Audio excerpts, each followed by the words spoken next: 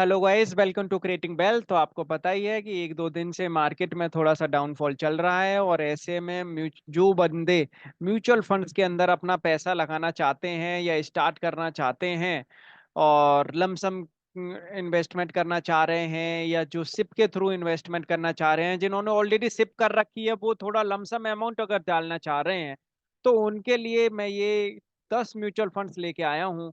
और ये 10 mutual funds का जो रिटर्न है सीएजीआर बहुत ही अच्छा खासा रिटर्न है।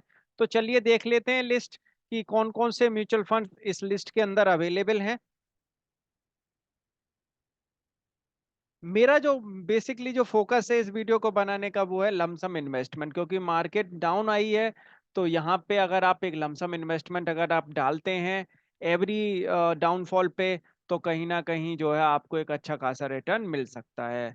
तो इस वीडियो का जो टॉपिक है वो है best mutual funds to consider in India 2024। अब यहाँ पे एक डिस्क्लेमर ये भी है कि जो भी मैं इसमें म्यूचुअल फंड बताने वाला हूँ आप उसको अपने भी एनालिसिस जरूर कर लें। ये video just only educational purpose के लिए बनाई जा रही है। तो लमसम इन्वेस्टमेंट होता क्या है कि एक आपके पास में सब्सटेंशियल अमाउंट है और आप वो एक ही साथ किसी भी म्यूचुअल फंड के अंदर डाल रहे हैं, उसे कहते हैं लमसम इन्वेस्टमेंट। और जहां पर अगर आप सिस्टमेटिकली कोई इन्वेस्टमेंट कर रहे हैं तो वो होता है सिप। तो चलिए देखते हैं कि कौन कौन से म्यूचुअल फंड्स अवेलेबल हैं। तो नंबर वन पे आता है quant small cap fund. Small cap fund category का ये स्टॉक सीएजीआर रिटर्न अगर आप देखेंगे इसका 3 ईयर 5 ईयर का बहुत ही सॉलिड रिटर्न है। 30% से अबव का रिटर्न है 3 ईयर्स के अंदर। और 5 ईयर्स के अंदर अगर आप देखेंगे तो 40% से अबव का रिटर्न है। सेकंड नंबर पे आता है quant infrastructure fund. Infrastructure sectoral fund से ये म्यूचुअल फंड है। इसका आप देखेंगे तो 3 ईयर सीएजीआर 30% के ये भी एबव है और 5% सीएजीआर अगर आप देखेंगे वहां पे भी 30% के एबव है। नंबर थ्री पे आता है quant mid cap fund. Mid cap fund mutual fund category से रिलेटेड ये स्टॉक 3 ईयर सीएजीआर में देखेंगे तो 30% एबव रिटर्न है। 5 ईयर सीएजीआर में भी देखेंगे तो वहां भी 30% सीएजीआर का रिटर्न है। नंबर फोर पर आता है bank of India small cap fund. Small cap fund category से ये म्यूचुअल फंड जो है रिलेट करता है। 3 ईयर सीएजीआर में देखेंगे तो 28% के आसपास का रिटर्न है और 5% 5 ईयर सीएजीआर में देखेंगे तो वहां पे 35% का रिटर्न है ईयरली।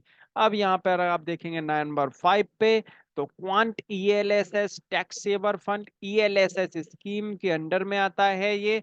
और जो बंदे जॉब वाले जो बंदे हैं उनको कहीं भी अपना इन्वेस्टमेंट दिखाना होता है तो टैक्स सेविंग के लिए, तो उनके लिए ये म्यूचुअल फंड बहुत ही अच्छा है। 3 ईयर सीएजीआर में देखेंगे तो 28% के आसपास का रिटर्न है। 5 ईयर सीएजीआर में देखेंगे तो 35% के आसपास का रिटर्न है। नंबर 6 पे आता है Nippon India small cap fund. Small cap fund category से ये स्टॉक आता है। 3 ईयर सीएजीआर में 34% का रिटर्न और 5 ईयर सीएजीआर में 34% के आसपास का रिटर्न। नंबर 7 पर आता है quant flexi cap fund. Flexi cap fund category से ये म्यूचुअल फंड है। 3 ईयर सीएजीआर में देखेंगे 29% के आसपास का रिटर्न और 5 ईयर सीएजीआर में आप देख सकते हैं 33% के आसपास का रिटर्न है। नंबर 8 पे आता है कैनरा रोब स्मॉल कैप फंड और ये फंड कैटेगरी आती है स्मॉल कैप के अंदर। ये mutual fund small cap fund के अंदर आता है। 3 ईयर सीएजीआर में देखेंगे तो 29% का रिटर्न है। 5 ईयर सीएजीआर में आप देखेंगे तो 32% के आसपास का रिटर्न है। नंबर 9 पर चलते हैं quant active fund. Multi cap fund category के अंदर ये म्यूचुअल फंड आता है। 3 ईयर सीएजीआर में देखेंगे तो 26% का रिटर्न है और 5 ईयर सीएजीआर में देखेंगे तो 32% के आसपास का रिटर्न। अगर आपको ये वीडियो अच्छे लगे तो लाइक जरूर करिएगा। चैनल को सब्सक्राइब नहीं किया है तो चैनल को सब्सक्राइब जरूर कर लीजिएगा। नंबर 10 पे आता है इन्वेस्को इंडिया इंफ्रास्ट्रक्चर फंड। ये भी इंफ्रास्ट्रक्चर सेक्टोरियल फंड में आता है और 3 ईयर का सीएजीआर देखेंगे तो 37% के आसपास का रिटर्न है और 5 ईयर सीएजीआर में देखेंगे तो 32% के आसपास का रिटर्न है। तो ये रहे टॉप 10 म्यूचुअल फंड्स जिनके अंदर आप अपना पैसा डाल सकते हैं लमसम या सिप के थ्रू और जो उन्होंने बहुत अच्छी ग्रोथ दिखाई है और फर्दर जिस तरीके का इनका ट्रैक रिकॉर्ड है, आगे भी इनके अंदर एक अच्छी ग्रोथ बनी रह सकती है अगर मार्केट अकॉर्डिंगली चलती है तो। Thank you for watching this video. Video अच्छी लगी हो तो लाइक जरूर करिएगा, चैनल को सब्सक्राइब नहीं किया है तो चैनल को सब्सक्राइब जरूर कर लें।